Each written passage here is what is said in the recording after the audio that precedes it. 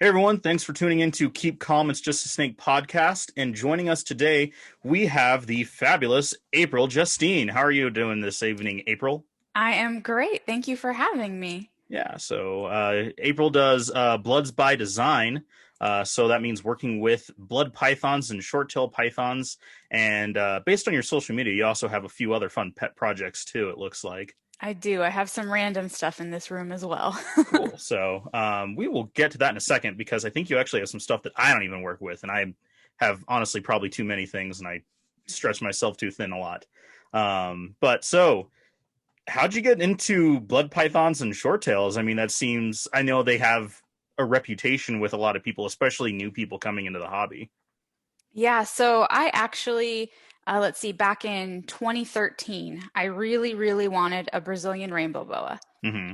And the person that happened to have one for sale also had a blood python and said, "Hey, do you want this guy too?" And that was, at the time when I moved out on my own and I could get multiple animals if I wanted to. So I was like, "Ah, sure, why not? Let's get the blood python too."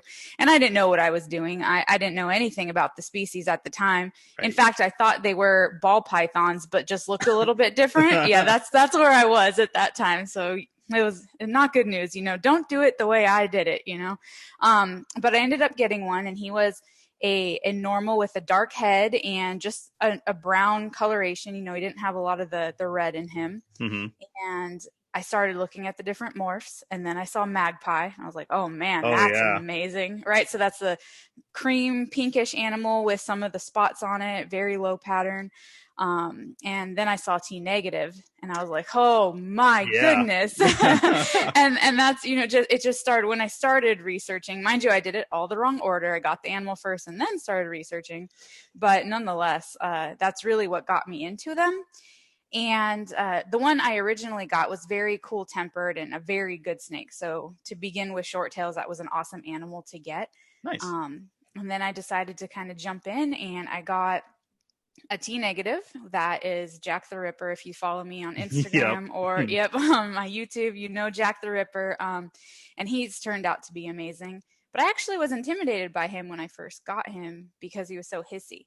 Yeah. And that's something with the short tails is they're really, really talkative. They might not actually be aggressive, but they're so hissy that it kind of comes off that way sometimes.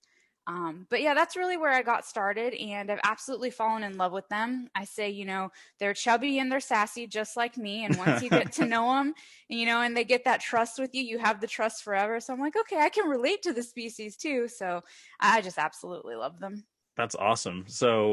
Um, for some of the people who aren't too familiar with it, and even then sometimes I get a little confused because I feel like a lot of kind of brick and mortar stores will kind of just say they're the same. There is an actual difference between the bloods and the short tails, correct? Yes, Yeah. there are three different species within the complex. So you There have the blood pythons, which are the Python brongersme. we go. I'll probably say their names wrong because Latin. Oh yeah, I know. If anyone can get it right the first time, then much props to you. Because Right, yeah, right. And then you have what some people will call the black bloods, right? So those are yep. the Sumatran short tails, and those are, short tails. And Hmm. that's P. curtis, Python curtis. And then you have the Python Breitensteini or Breitensteini. I'm not sure which way that one goes, but they're the ones that are more tan. So those are the Borneo short tails. You have a lot of the cream colors and the silver colors that come through with them. Marble and granite you'll see in the Borneos as well. So, Right. yep. Ocelot is a Borneo too, correct? Correct. Okay, Yes. cool. Just making sure. I'm like I said, I don't do too many. I've had a couple red bloods go through my collection off and on, but I've never actually held on to them for that long of a period of time. I really like them, but they're just I don't know, they're not quite for me. But Yeah. They're um different for sure. they are really different. They're kind of like you said, like a short, chubby little like python version of an anaconda almost. Where That's exactly it. Some people actually relate them to berms, but in a really, smaller package. Yeah. So huh? you have like that big snake, heavy body type of feel to it, but they're not, 10 plus feet Right. long. So they're a little bit in a smaller package. And, I have my burn back here. She hisses like crazy. So it kind of reminds me of the blood too, but I just Yeah, have I could one, so I I could can't see really that. say. Yeah. So do you think, so, as I mentioned a little bit before, they have kind of that bad reputation. Do you find that very often or deserved at all? Or do you think that's just kind of, it comes with the territory of them and that's part of their charm? I'll say like half and half for that. Okay. Um, Back when they were being imported fresh out of the wild, that's when they got their really bad reputation. Right. Like retakes. Yeah, exactly. Yeah. And with captive breeding, people have found that when you breed a nice tempered one to a nice tempered one, that sometimes will get passed on. Hmm. So there's a lot of people, a lot of breeders in the short tail world that are working on that. So not only bringing in good color and good pattern, but also thinking about, their personality as well and their attitude. When they're babies, I feel like a lot of snakes as babies, carpet pythons comes to my mind too, is when they're babies, they're these little tiny things. So they're going to be defensive Right. as hell and, strike at everything and be all crazy. And, they're small and we're big. So they're scared. And Exactly. that's right. That's a big thing with them. And I think a misunderstanding from them being mean and, just in general, just mean is really they're just scared, so they're just trying to protect themselves and they don't have arms, they can't punch us or kick us, they can only bite or attempt to bite, and Yep. that's where I Exactly. think they get that attitude or the reputation from. But if you're patient with them and kind of interact with them on their terms, that's really how you build it up. And it's taken me, for some animals that I've had, it's taken over 3 years Oh, to wow. actually be able, yeah, to handle them without them, throwing pee all over the place and mouth open trying to get you, and it's if you have the patience to work through that, I Right. feel like they are incredible animals. But you have to be slow and confident when you're holding them, because you do have to handle them when you're cleaning them still. Mm-hmm. So you got to be slow, you got to be confident, and you just really got to watch their body language. And they'll tell you with your body language if you're paying attention enough, and Yep. you'll know. So yeah. Yeah. I have noticed that like every snake has a little bit different, like every species has definitely like very characteristic body language, especially when they're starting to get really stressed out. Yep. Except for anacondas, can't read them. They just Um, go, especially the yellows, man.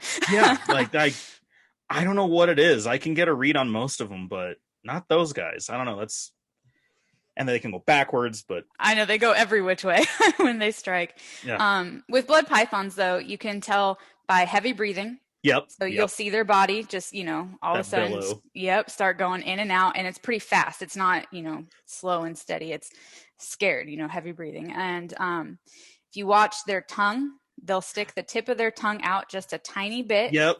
and you'll see just tiny little bits of the tongue, and that's a sign to leave it alone. You want to Yep. close the tub, or close the enclosure, walk away, try again another time. I was just gonna ask um about that. Yeah. yep, that's totally a sign. And then their eyes, if you watch their eyes, now it's hard to say what a relaxed eye looks like on a snake because they don't have Right. eyelids, you can't see expressions. But with blood pythons, they'll follow you, and it seems like they're really zoning in on you. And if Mm-hmm. they're really, really watching you and they're breathing heavy and they're doing the tongue thing, that's a sign that that animal is really scared and most likely going to try to strike at you. Yep. And I think that's what a lot of it is too. Kind of like you said, like that old school reputation mentality of it, plus people just kind of not knowing what the signs are. Just almost Hmm. like, some people don't get that with dogs too. Like they don't get it like when a dog sits down, it's anxious, it's stressed out, it's scared. And then that's Right. how you get bit by a puppy or by a snake. Um, Exactly. And I find like, the newer pet owners, they want to have this calm animal, and so they right. try to force it on the animal a lot. And I found that just really doesn't work with any species really.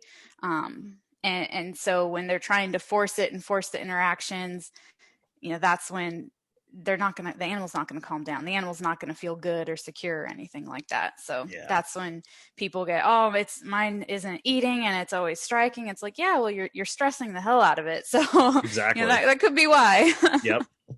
People do like to push. So you Hmm. mentioned this before, and I've heard it from a couple other different short tail keepers.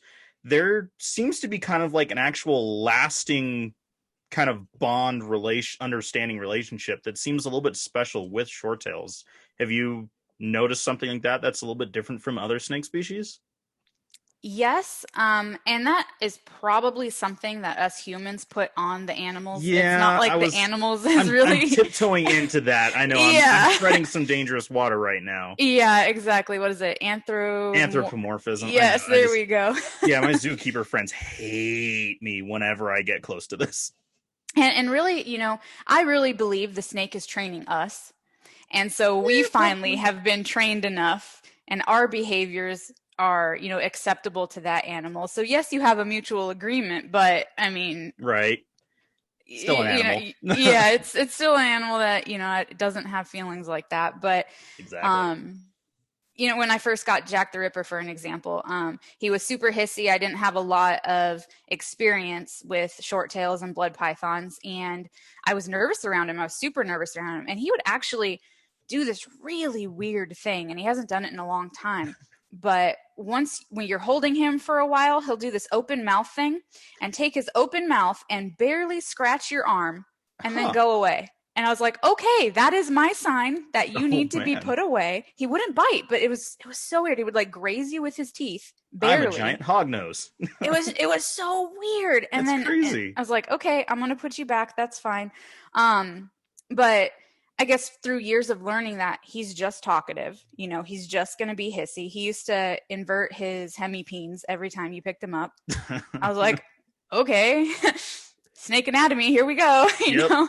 But over time, I learned that that's just him. And, that builds my confidence because I learned my snake. So it's not so much, I think, that there's a mutual relationship like that, Hmm. but it's I'm learning my animal. And I've also noticed that now I can't, honestly, this is generalizing it so much. I don't even know that this is Yeah. necessarily accurate, but a lot of short tail keepers, I think, keep their animals longer and are less likely to necessarily flip the animals. And when you're Hmm. keeping them longer, you do build that knowledge of your animal, that deep understanding of what his normal behavior is, so when something's off, and you can kind of catch illnesses, or Right. catch if he's having just a bad day, or if your heat spiked and they're extra cranky, you can see that right off the bat because you've had the animal for so long. So So more of an individual thing more than like a right. generalized species kind of a thing. Yeah, yeah, and I think you can get that really with any species and any animal that you keep. Just takes time, and some people don't put in the time, don't care enough, whatever it might be. But yeah, Right. Seems, yeah, I know, especially with ball pythons too. They have that, everybody wants to breed, everyone gets into it, goes really hard for 2 years, and then sells them all.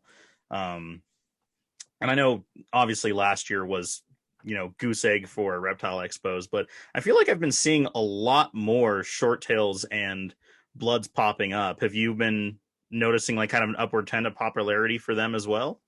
I think so. Even from when I first got into them, we'll say like the Blood Python group on Facebook, I think was like 4,000 members, and now it's like 13,000 members. Okay, yeah, So, that's grown in itself. And then you have a lot of people that are into ball pythons and see the morphs and stuff of the blood pythons and want to integrate that, right. and see what morph combos and stuff they can do. But tricks on them though, because it takes 4 years for a female to get to breeding age. So if you're in it with short tails, you're kind of in it for the long run anyway. Right. Can't be like a 2 years build up and you can breed like ball pythons. But I do think the ball python market has helped the blood python market, and that's kind of why we're seeing, an increase, and that's those people are kind of, expanding their horizons and then coming on to the Right. dark side, I guess. Yeah, I mean, hate it or love it, but I think ball pythons have kind of helped all of the different little kind 100%. of markets and stuff. But 100%. Yep. yeah, You can well, hate on since it and say whatever you want on it, but they're helping your market. So, hey, I have ball pythons, so I'm not gonna throw too much shade their way. That's what yeah, you say, no. right? Throwing shade. Yep, I think that's it. I'm old. I mess those like sayings up all the time, and my friends call me out, and they're like, "April, really?" I'm like, "Sorry." I know. Just they're like stick with snakes. You I just know, stick right? with that. Um, since you kind of brought it up a little bit, so what projects are you working on exactly? Uh, So my big thing is T negatives, mhm. super super dark Sumatrans. I work with the orange head Sumatrans, also with caramels, with the albino Sumatrans, Cool. and then the Borneos. I have some marbles, I have some fade latte stuff, but that's kind of a crapshoot. Nothing's really come together for me yet for those. But I'm really, really working on integrating T negative into all of the morphs and Hmm. creating all the combos and getting them visual T negative. Cool. And then working with the color saturation that Jack has and making that or breeding that into the different lines to see if that color saturation will help any of the other pattern that I have. So That's awesome. Yeah, I yep, like that's the basically it. I always like the kind of, polymorphic morph breeding where, yeah, it's we're in the morph game, but there's like a really nice looking one, and so that's your, kind of your Yep. cornerstone animal that hopefully you can not necessarily make your own line, But kind of, but yeah, kind of a little bit. using the color from him. I have a beautiful female who's only a year old that has amazing color that I didn't produce, but my friend gave to me, which is awesome. So I can't wait to grow her up and see if we pair her with Jack, if those babies will keep that, really nice color and just kind of use those as what I'm gonna, I guess, integrate into the rest of the morphs year by year. So Nice. yeah. Have you produced many clutches so far? I've produced blood pythons since 2017. So, 2018 I moved and so I lost all my eggs in that Oh, time. I know, and then I had 2019 and then 2020. So, okay. not a lot. I surely have not done it on a large scale. Um, Okay. yeah, but this year I'm finally seeing like like the projects you vision in your head and you're like, "Oh, Hmm. this will be so cool when I do it." This year or 2020 is when that started to really come to light. Nice. So, yeah, that's really awesome. And now it's like, okay, once these babies grow up, so I got another like 3 years and like then the really cool stuff is gonna come. So, I'm excited for that. Yeah, it's that long haul that people don't really seem to quite get too. Exactly. And my mindset, like I like the high end stuff, but I don't have it's a champagne taste on beer budget, right? So I'm like, Right. well, I'll go ahead and, breed the animals. And then I really fell in love with it. I fell in love with the community, fell in love with, the people that I've met along the way that are just so awesome. You can find some of my best friends are reptile people. And, yeah, like people benefit from, I guess, the leftovers of what I make, so to say. Like I'll keep, Yeah. keep the stuff that I want to have. And I don't want to have a huge collection. So I'll really keep only like one or two of Hmm. whatever combo or whatever it is that I make and then, sell the rest of them. Because I'm not really doing this for money. This isn't going to be a business that, I want to grow and make full time. That's really not a dream of mine. I really love the animals. And like I said, I want one in every color and every pattern, but only T negative. T positive, everyone else can have, but I'll take all the T negative stuff. That's fine. So since you kind of mentioned it, it's always something that I like to touch on as best as I can.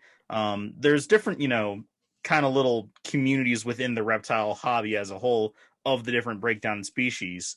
Um, how is the short tail community? It seems pretty, I don't want to say inclusive, but not as tear each other apart as some other ones are.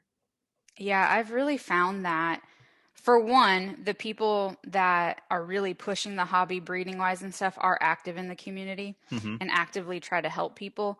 In the Blood Python Facebook group, Kara Norris, who is the blood cell, that is like, one of, besides VPI in my mind, that's one of the biggest, blood python breeders for quality of Right. reds and everything. But she is the one of the admins on the Facebook page, and she put up a mentorship program. And we're talking like, Nick from Cold Blooded Earth. We have Keith McPeak is on there as a mentor, and he's, Right. he's huge in the history of these animals. Hmm. And everyone's willing to help each other. It's not like, even people where I'm selling the same thing as them, I want to make sure that I'm not undercutting their prices, that I'm not doing anything that's going to offend them or hurt their market. If you hear my cat in the background, I'm sorry. Oh, you're fine. There's gonna be interruptions She's in here awful. too. But back to the community. They don't like to tear people down. They really truly, if someone is willing to learn and listen, then the people are there to help. That's But awesome. if you have someone who asks for advice and then turns around, doesn't listen at all, then we're not so open to helping Exactly. them. Yeah, but it's not cutthroat. It's not being rude and tearing other people down. You'll see that sometimes just because there's so many people you know, in Right. the group and in the hobby now, but it's really consistently an amazing community and people really have each other's back. So it's really, really great. That's awesome. That's really wish what I could see more kind of throughout the hobby in general, instead of, Mm-hmm. everyone has people they like to get. Everyone likes to pick on certain people, which is not necessarily deserved, which isn't great. But moving on from there, um, so there, I feel like there's also just kind of a lot of misconceptions about their keeping as well. Okay. Um, I know a lot of people either they'll treat them like a ball python and keep them too dry, or they will say, "Oh, it's semi-aquatic, it lives in a swamp," and then they'll just flood the tub or enclosure, or whatever it is.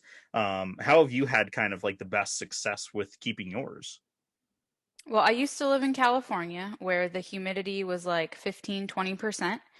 And when I kept them in that climate, I use like cocoa fiber or the cocoa chips, Mm-hmm. actually kind of a mix of both, actually. And that helped with keeping the humidity up. I never swamped them out. You know, Right. keeping them back in the day, people thought, oh, they live in swampy areas, let's swap them out. You really don't need to do that. Though, if you see them in their water bowl for days, if it's not mites, you know, you're pretty okay just to leave them in their water bowl. It's not a big deal.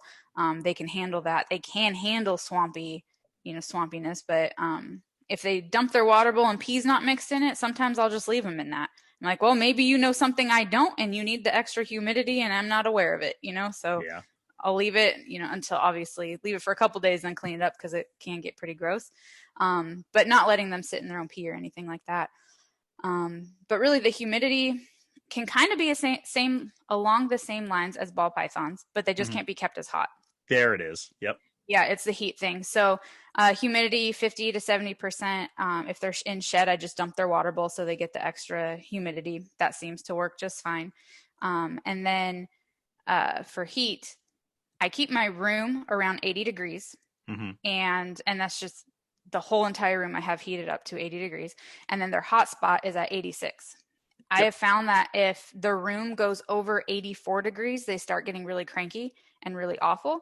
And that could be where part of the reputation of them being, you know, jerks Right. came from, because people back in the day kept them swampy and kept them really hot because that's what they thought they needed to do. But they really don't need to be that hot. So yeah, I keep all my hot spot. I give everyone a hot spot, and they get that set to 86. The room is set at 80, and they seem to be doing pretty good. That's And awesome. humidity, where's my humidity gauge? Right now it's at 37. In the summertime, it goes all the way up to like 60 in my room. So That's awesome. That's that's great. where the range is at. Just because it dries out in the winter. Yep, and that's really it. And I've actually put I put my temperature and hydrometer inside one of my cages just to see what it was like, and the humidity in there is like 50-55. So That's each good. like micro unit is pretty good. Yep. And that's what I think people kind of have a tendency to forget about, is that kind of microclimate where, Yep. Mm-hmm. but anywho, so that's a whole other conversation with microhabitats and climates Yes. and Yes. Yes. all of Yes. that Just fun because it's stuff. 100 degrees in Australia does not mean that your snake necessarily needs to have a hot spot of 100 degrees when they live, you know, 3 feet under the earth. Exactly. Whatever.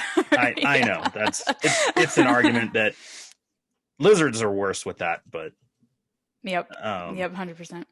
but well, since we kind of brought it up, I know that, if I follow you on your Instagram, you have some Mm-hmm. fun little geckos, some little Aussie geckos. I do. I also have South American geckos too. Ooh. But I have the Australian barking geckos, and I have a hypo male, and then I have a pair of normals. And I might have a video of them barking possibly. But it's so funny. They're a little defensive. Like they go in like the cat, they arch their back like a cat and do this Right. little barking, chirping thing at you when they're upset and don't want to be bugged. Unfortunately, but fortunately, mine are used to me now and don't really care as much, so I don't get to hear them barking nearly as much. No.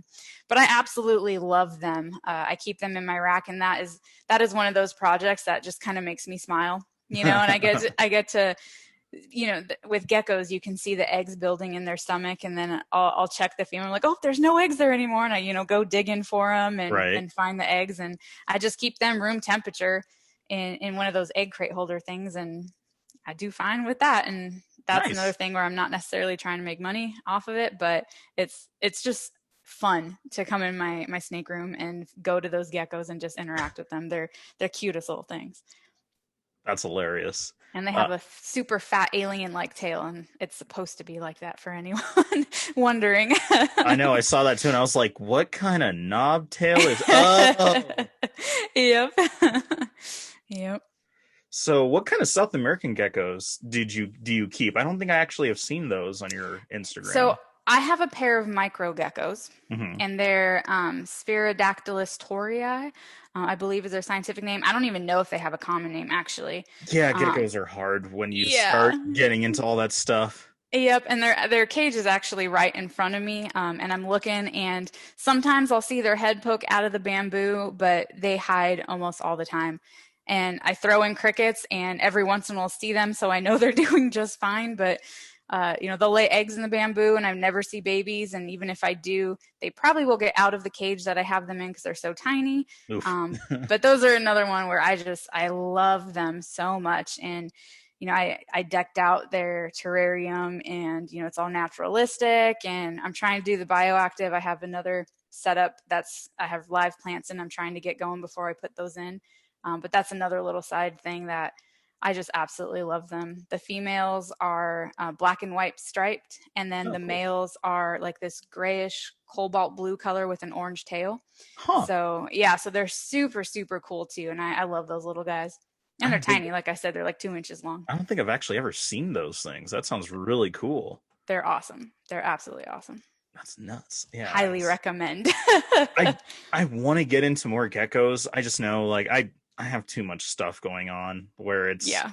if I start messing with, already 2 or 3 species of day geckos, if I start getting some really crazy stuff, I know it's not gonna I won't be able to give them quite what they need. So, but Right, either right. way. It's good that you know your limits.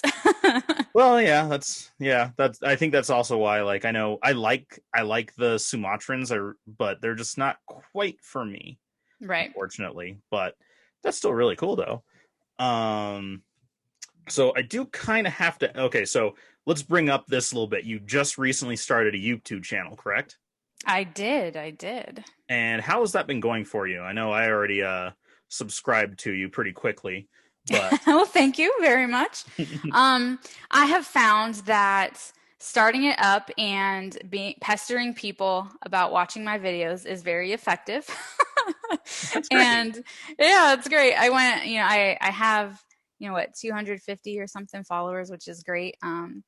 The thing about YouTube and my content is I'm not a videographer. I am not an editor.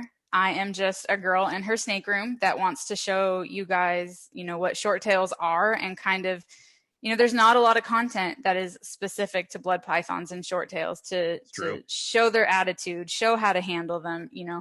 I have people ask me questions all the time, so I actually use those questions to make videos out of. And I like doing it. You just have to be consistent about it.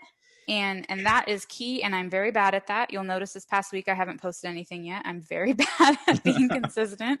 But it's awesome. It's great because you have people comment and interact with what you're doing, and you can build relationships with people that are watching your stuff, and figure out what they have, and learn from them, and really just another way to build relationships. So That's I'm great. enjoying it so far. That's awesome. Well, I think you kind of have a one up too because just the statement of girl in a snake room might get you some foot traffic. Yeah, probably so. Probably so. Have you noticed like I know some aspects of reptile keeping they still to a degree are a little bit of kind of like a boys club.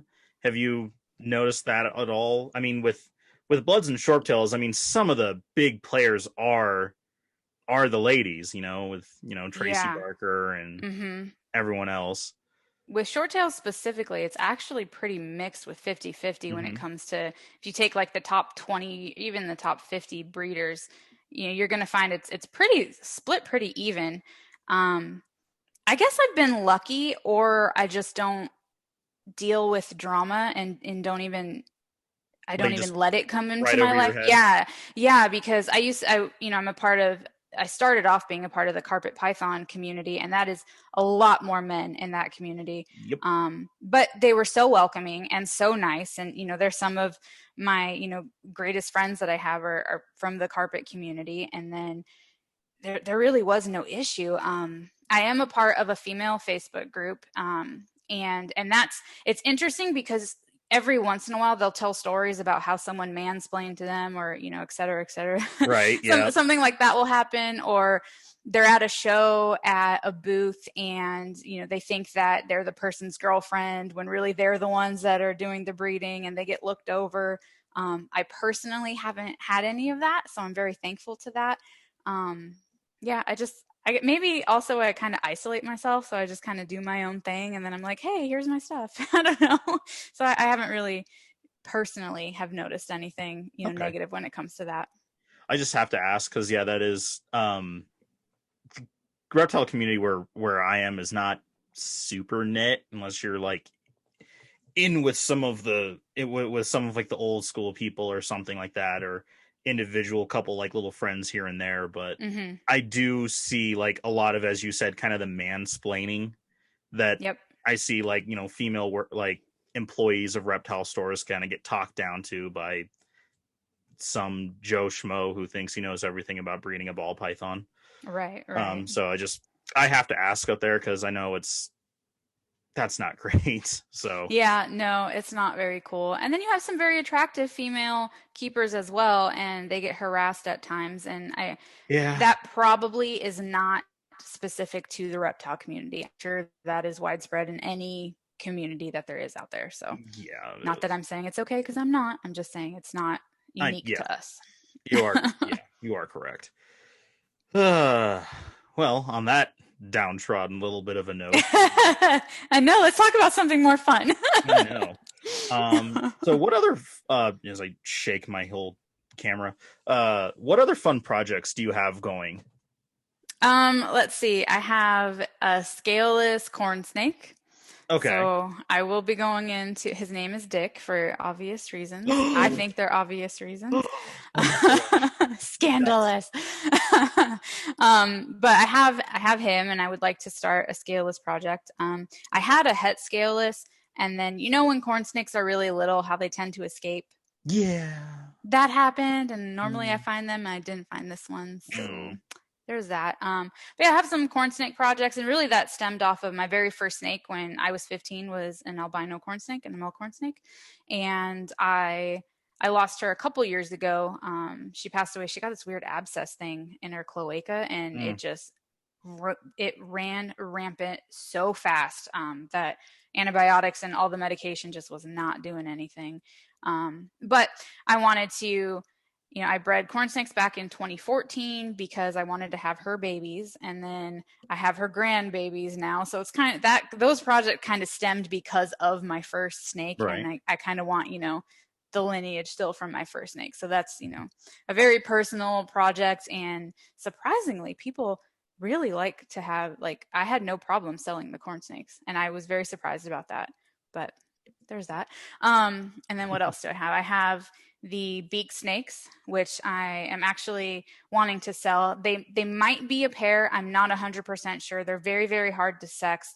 If you send their shed in, you can get the DNA done and actually figure out their sex by that.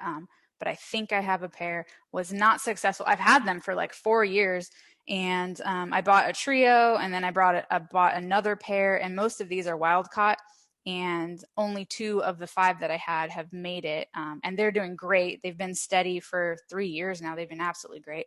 But I got bit by one, and they're rear-fanged venomous. Yep. And I did have a reaction to it. Ooh. Yeah, so she bit me, right in between my index finger and my thumb, that like squishy area right Right. there. And half of my hand swelled up and was Ooh. very, very painful to the touch for about 2 weeks. Whew. And then had a little bit of swelling go up my arm as well. And so that is the reason that I would like to sell them, because I am too old to have a worse reaction. And I'm very afraid that, if you get stung by a bee once, you're fine, and then you get stung by a bee again, and it's a really bad reaction. I am nervous that that would be the case with these snakes specifically. So if anyone would like to buy those snakes off of me, contact me. But they're another, they're a really awesome species to have. And, it's unfortunate that I had the experience that I did.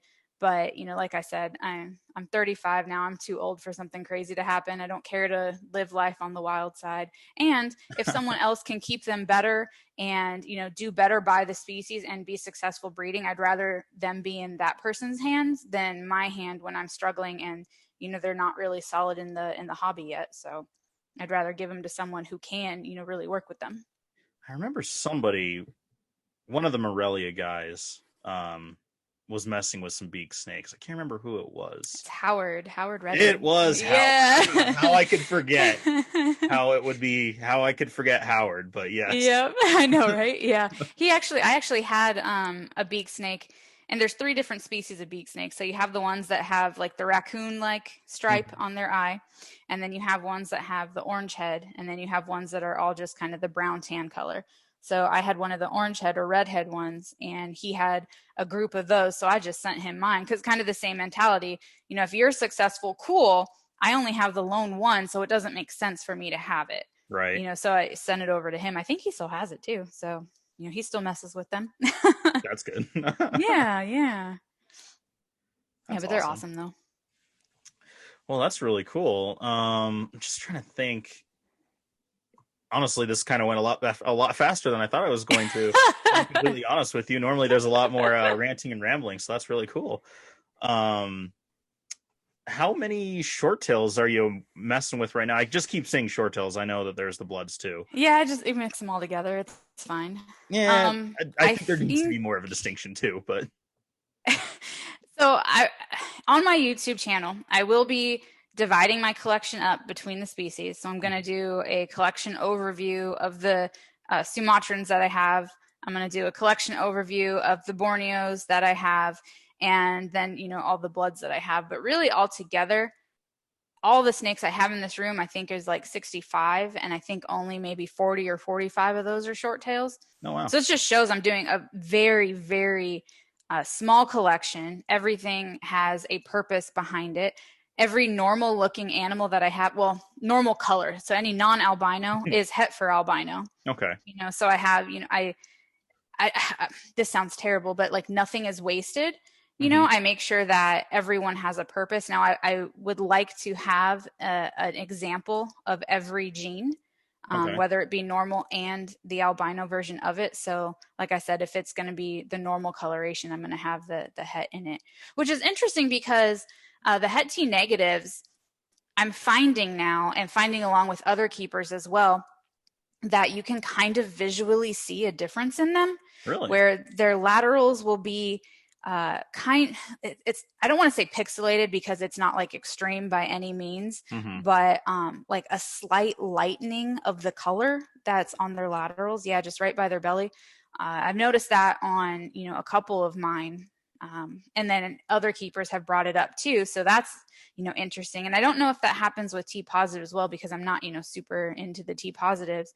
But T negatives definitely have that. I have a CBE, which is cold-blooded earth stripe. And he's het T negative and also kind of has a lighter color on his side compared to other animals that are just the CBE stripes. So that's really interesting and something that I think people are starting to notice a little bit more. But yeah, I don't even know where the question was. I just started rambling on. That's totally fine. I was just kind of pick your brain a little bit about it. Do you mess with morphs with the Sumatran bloods at all? So the Sumatrans really, they have a different color pattern, right? So yes. There's the orange heads, and then you have the chrome heads, and then you have the blacks. So the orange heads are like either northern or southern, I forget which one, but they're in different locations of Sumatra. So you have the northern ones, and there's a mountain range in between the island that kind of separates them geographically. And then the orange heads, they have the caramel, and that's where you get the albino ones. Right. And mine has like the super bright orange head, and then kind of like this caramely coffee latte kind of color, but with a Sumatran pattern. That's specific to the orange heads. And There is research being done that the black and chrome heads might actually be like different species wise. So there might be another subspecies with the orange heads. None of that, there's been no papers on it that I'm aware of, but there was kind of talkings of that. So if you were to breed an orange head to a black, you actually technically are hybridizing the species, which Yeah. if you are familiar with the blood python community, hybridization is an absolute no-no. Absolute no-no.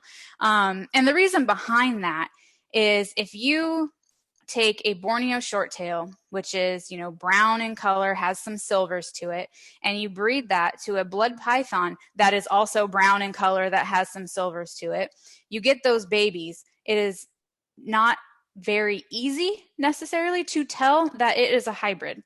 Right. And we only have so much blood python blood in this world, like the gene pool is only a certain size. And I know we're getting more in from the wild and that's not closed off yet, but who's to say that they don't close, everything off tomorrow and we don't get any more, wild caughts or anything in. Yep. Especially with COVID, especially with like all the, everything going on in this world, there's no telling that, what we have in the United States might just be it. So we don't want to get an animal that we think has a cool look, but really it's a hybrid, and then breed that into the pure blood, because then, once you breed it, it's never pure again. You cannot breed back to pure. So you're always going to have, even if you keep outcrossing, you're still going to have a tiny bit of, the other species blood in it. So you can't go back. And that's really what it is the breeders are really wanting to keep the species pure because, for one, we love the species. Two, the hybrids really don't look that good. Like, really don't. And people fight about that so much. And that's one thing that I guess people will be cutthroat about. If you are to come and say, hey, I want to do this hybrid, people are going to just tear you apart because of that. And then even like a Sumatran and Borneo, there are some snakes where people, the question, what do I have? Yeah. Sometimes I'm like, I don't know what you have. I am really not sure, because it has the head coloring of possibly a Borneo, but then the body coloring is definitely a Sumatran. But then you have the laterals that are having these weird browns coming through. And, you're just like, I don't know.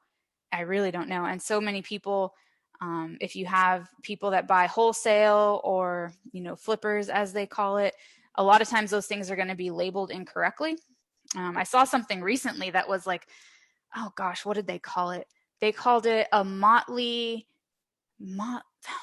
something with a motley black blood, which would be, it was a Sumatran shorttail. It was a normal Sumatran shorttail. There was nothing crazy about it, except it was like a chrome head a little bit. And they put like other names in it. And I was like, oh my gosh, okay. All right, that's fun. Oh man. But a lot of times things are going to be, labeled weird anyway. So you have to kind of go through that. And the possibility of having hybridized snakes just doesn't help. It doesn't help the species, like a lot of the breeders, myself included, we want to make the species better. Right. We want to make the color better. We want to make the pattern better. We want to make their attitude better. We want to advance the species in the reptile community and in the pet community, the keeper community in general. And by hybridizing them, you're just really taking away from them rather than, adding to that.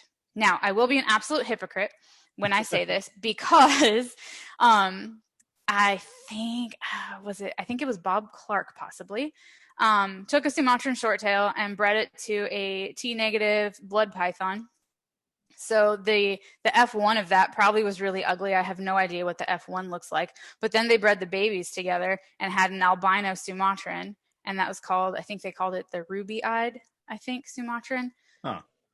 It is gorgeous. It is absolutely gorgeous. But to get to that point, you're going to have a lot of because these Sumatrans, they anywhere from like 10 to 25 eggs that they can lay. Right. If not more. Sumatrans, actually, their eggs are a little bit smaller, and you'd be surprised how many eggs can come out of a female. Even if it's a smaller female, it's really impressive, actually. But, you're going to have all these F1 babies that are a mix that are probably ugly as all heck because I've never seen one, so I can't imagine they're pretty, you know. And then you grow them up, and then what do you do with them? Because they're not going to be show animals. They're probably going to be, you know, not really pretty unless they're really have an awesome attitude and they're an awesome pet, you know, cool. But then if you give them out into the public and then people, you know, oh, I want to breed my animal, and then you know, Yeah. then you have the issues again that you're coming to, you know. So everyone, it's, you know, getting it from a breeder that has a really good reputation, and you know there are certain people that I'll buy from and certain people I won't, or you know you just watch a newbie that comes along that starts building their collection and you see where they build from, you're like, okay, I can get from you because I know where your stuff came from, I know where your mindset is, and you know I can, you know, moderately trust that. But yeah, hybrids are not really something that we like to see. Yeah, I mean, I think that carries through with kind of everything, and I even got some hate on some of my stuff when I sat there and said that, you know, there's boa snobs or Morelia snobs, and because, you know, we have to keep it tight, keep them individual, Right. and Keep it someone, pure and know the lineage. yeah, and And someone called me out for yeah. being a jerk and not knowing what I'm talking about. I'm like, well, I mean, no, you're right. I haven't been breeding boas for 50 years, but I think they would get mad if you try to do that too. Like Yep. Mm-hmm. Yep, Super 100%. Like Bowl. you have someone like Yeah. Nick Mutton from the Yeah. carpet python world, and he knows the lineage back to like the wild caught, you know, parents, Yep. all the way back. He knows all of that, and you know he's pure, pure, pure, pure, pure because you want to keep that species, you know, Exactly. Yeah. especially with Australian species. Like we can't, you know, import from there. Yeah. So what we have truly is what we have. And if you muddy that up, then you're never going to be able to go back and you'll never have that species again. Yep. That's why, like, every time I see those, you know, like jungle Brettles hybrids, it's like, yeah, that's Mm-hmm. pretty, but why? Yeah. Yeah. And I mean, I have a diamond jungle. So I mean, I have a hybrid animal. He's just Right. my pet. I never plan on breeding him. He's kind of a jerk too, but that's a side note on that. But you know, I think they're beautiful, especially with carpet pythons. Some of the hybrids of those are absolutely beautiful. Yeah, they get nuts. They get nutty, like real nutty. Like you see some stuff that's like coastal and jungle and breadlight and freaking green tree python, you know, all Right. mixed Yeah. together. And it's just like, whoa, like that's amazing. Even carpondros are really like really pretty looking. I don't think I've seen Um, an ugly Carpondro, honestly. like ever, right? Yeah, Yeah. I agree. I agree 100% with that. You know, and this is like hypocritical of me because I'm like, yeah, there's a place for that and that's okay, but it's not okay with my blood pythons and my short tails. So don't Honestly, mess with me, you know? I'm kind of the same way too. Like I have a boa cross that's an Argentine and a short tail boa cross. Hmm. And she looks really pretty. Like she will like hormonally go from like gunmetal gray to like a bluish cobalt color. That's cool. But she also got overheated in shipping, so she's a little squirrely. So Just people a think little that, off. yeah, like if you ever see her, you'll think that I have like a spider boa or something Oh because, you know, goodness. she Yeah, a little oversized a bit. loopy. Yep. But yeah, I'll sit there and say, no, no, only do this, only do that, and then yeah, I'm a little bit of a hypocrite too, which I'll call it out. I'm sure honestly we a little bit there's a little bit of hypocrite in everyone. At least you're aware of it, you Right. acknowledge it, and you know, you accept it. Yeah, exactly. Just, you know, learning together. That's what we want to do. Is, you know, Exactly, exactly. And even like with carpet pythons, if I were to get into them, I wouldn't cross them at this point, just because it's so, you know, pounded into my head. But there is potential that I would buy one that's really pretty and it would be my pet, you know. yep. That's a possibility, but I wouldn't want to breed them to sell them necessarily. I mean, you kind of don't need to anymore with carpets, honestly. I mean, Mm-mm. with like just with jungles, you can get. I mean, jungles are kind of hard because who knows exactly what went into all of them at this point, but you can get pure jungles that Right. are highlighter yellow neon crazy Yep. ones, and then that's all you need. And then diamonds, they look great on their own too. So Mm-hmm. you don't really Yep. need to hybridize them. Mm-mm. Although, what was weren't the didn't a study come out that like genetically the coastals and the Darwins are the same or something like that? I'm not, yes, I'm not sure if it's coastals and Darwins, but I don't think yes. it's those two, but something came up where I like want to say it's like coastals and jungles. maybe that's what it was, and then like all of Morelia just flipped tables. I know. And science is evolving and we're learning so much more and our technology is getting so much better that I don't doubt that things are going to, and things are changing all the time as we're learning more. And Right. you have some people that just really don't want to accept that change and work with it and move on with it. And this is Yeah. another thing where I am being hypocritical because Erie and Jayas are always going to be IJs to me. I can, Poplins. yeah, I just, in my head, they're always IJs. But Yep. I know, when someone else is saying a poplin, I'm like, is poplin carpet or is it apodora? Like, which one are we I know, talking right? about here? Um, that's It's why, probably a carpet. Not too many yeah, people keep. probably I don't think so. too many people keep Apodora, honestly. No, But but that is one of my dream snakes. really, Absolute oh, dream nice. snake. Yes. My friend back in California had a pair and I would go over on Saturdays, which was like his big cleaning day, and just hold the snakes while you clean because I have to clean my own, so I'm not doing that. But I would just interacting with the animal was so neat and their head structure is just so unique. They're really, really cool animals. It's just for me, it's a size thing. I have a retic already, I have a berm already. And those are my pets, and I plan on keeping them forever. And with when you get an apodora, that's another 8 foot cage, and if Right. you were get a pair, and I don't even really want a pair either. So then that's I'm kind of like at a spot where I'm like, okay, well, do I want just a lone one because they're not super uh, stable in the hobby. People aren't actively like being super successful producing them. There's not a Yeah. lot of them. So do I want to be selfish and keep this lone one Or do or you want to have that? contribute to the flourishing of the Right. hobby? And it's like, Right. what am Yeah. I? See, I don't I have enough do too. wall space for a bunch of 18 or 16-foot snakes. I can't do Exactly. it. Exactly. So, it's the space constraint, and then it's the do I want just a lone one or would I want a pair? And then is that another project that I really want? And then they're expensive. So, would I rather put that money into short tails and not just a random project? Like, Yep. those are all the things that go through my head when I'm thinking about any animal that I want, or expanding my collection. Because, I only have the master bedroom in my room is my snake room. So I don't even get my own master bedroom. The snakes get it. So I only have so much space and I just got to be smart about it and think ahead. And that's something we can talk about is really planning your collection. And Yeah. if you want to breed, kind of have an idea of the stages and time frames that your animals grow or whatever species you work with grow, because you can get a little baby berm and it will fit into a 35 quart when it's a baby, and then it'll get really quickly into a 41 quart, and then it'll go really quickly, and then do you have room for the 8 foot? Are you going to build it yourself? Do you have the money to pay someone to build it for you? You really have to think about that and think about the time frames. And for me, I have 9 animals from 2019 that are all going to be moving up. So I have a lot of empty 41 quarts right now, and I figured out how I'm going to work that. And I know I have animals that are about 3 years old that are going to have to be moved up. I have 3 of those. So I know that any money that I get from breeding, part of that I'm going to have to put back into upgrading some cages, and you can do that in stages, which is nice. You don't have to get everything all at the same time, but be aware that animals will grow. They're not all gonna, you feed an animal, it grows. That's normally what happens. And you really should kind of plan ahead. So every year, and sometimes every 6 months, depending upon if I acquire a lot that year, I really sit down and I'm like, okay, with each animal's growth rate is a little bit different, but I'll see the animals I have. I'm like, all right, you're bigger, so you're going to need to go up sooner, and really plan that out and make sure that I have the space for it.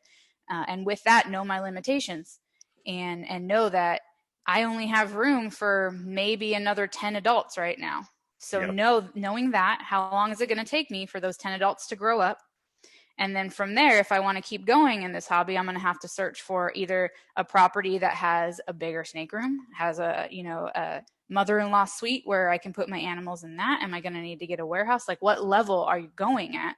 Mm-hmm. and make sure you're strict with yourself. Like I know going to, Tinley, like when we had, shows to go to. They'll be back at some point. Yeah, they'll be back sometime, but you go there and you see all this cool stuff and you're talking to people and you get excited because you're with everyone and it's like, oh, this is so cool. You just want everything. And then, I see that Papuan over there and I'm like, oh man, I've always wanted one. I should really get it, and if you do that and make that purchase and then you come home and you have to really figure out how you're going to work that animal. And that's when you see people that buy an animal and a couple years later they sell, which I'm guilty of. I had yellow anacondas. I had a green anaconda. And at the time I was living in an apartment and I didn't have the space and she was growing quicker than I could make space for her. Yep. So I had to sell her. And I hate that because I love green anacondas. I absolutely love them. But you really gotta, it's part of like the responsibility of being a keeper. Being a responsible keeper is just really paying attention to what you have, your limitations. Some people you see get super overwhelmed and will sell off their whole entire collection because they're overwhelmed and aren't taking care of them well anymore. So if you have a full-time job, if you're married and have kids and a full-time job and only have a certain amount of time to take care of your animals, make sure the number of animals you have is manageable for you. Right. Exactly. And it's just a lot of self-awareness, and some people don't necessarily do that, or they just get excited. I don't want to like bash people that do that because I really think it's out of excitement. I think a lot of us are guilty of it, at least a little bit. Oh yeah, especially in the beginning. Yeah, I know I am. Like every single one of us says the exact phrase, and I think you said it earlier too. Don't do what I do. Don't do it how I did. I'm pretty sure every single one of us who have been doing this for more than a handful of years we did the bad thing. Yep. We have that story and we've learned from it. Yep. If you buy that animal from Craigslist, just make sure that you treat it for mites immediately because I guarantee you it has it. Yeah. Yep. Don't think that you're a rescue operation just because you find animals on Craigslist or you get them from PetSmart. What you're doing is creating medical bills, and you might not have the money to take care of that. If you get attached to animals really quickly, there's a high possibility they won't make it because they have whatever diseases they have. So, just know your limits and know what you're able to do because these animals do cost money. Mm-hmm. My food bill went up immensely this year. And I spend about $1,200 to $1,500 a year on snake food. And that's just snake food. My electricity bill is a hell of a lot higher than anyone ever. Yep. And, that's something that's probably another $2,000 extra dollars a year. So, really, yeah. And it's, if you can do it, cool. But if you can't, be very aware of that and make it, reflect in your collection. And that way you can keep an animal and keep it really, really well and have a really healthy, great animal. Yep. And that's definitely as you said, the responsibility thing, that it's a learning curve for sure. And I wish that we could learn it sooner, but I know, but there's stages to it. Just like you said, with the learning curve, like, yeah, you can tell people, but some people, I know I'm one of them. I learn more by making the mistakes myself and less about listening. As I've gotten older, I've been much better about it. But when I was younger, I would just do it. But yeah, you just gotta think a little bit about what you're going to do. And then, your animals are going to, be better off for it. So really you're helping your collection and helping your animals live a long, healthy life. So it's true. And I think that's a pretty good way to wrap this up, I think. As we said before, you started up your YouTube channel and your social media presence is, well, you're actually probably doing better than me posting outside of YouTube because I'm horrible about posting on Instagram and stuff like that. Where can people find you and reach out if they have questions about blood, short tails, and evidently barking geckos that stopped barking? Yes, you can find me if you want to follow me on YouTube. You can subscribe there at Bloods by Design. I'm also on Instagram and Facebook as Bloods by Design, so you can catch me there. And then I have a website too, bloodsbydesign.com. So if you remember Bloods by Design, you'll basically find me everywhere. That's perfect, yeah. And all of you 8 people listening, please do subscribe to April. She is awesome. and she has a Thank lot you. of really good information on her YouTube videos. Like, I don't necessarily like doing videos about medicating snakes, but I did it. yep, Yep. I did and it it. was My really next it was a really good video.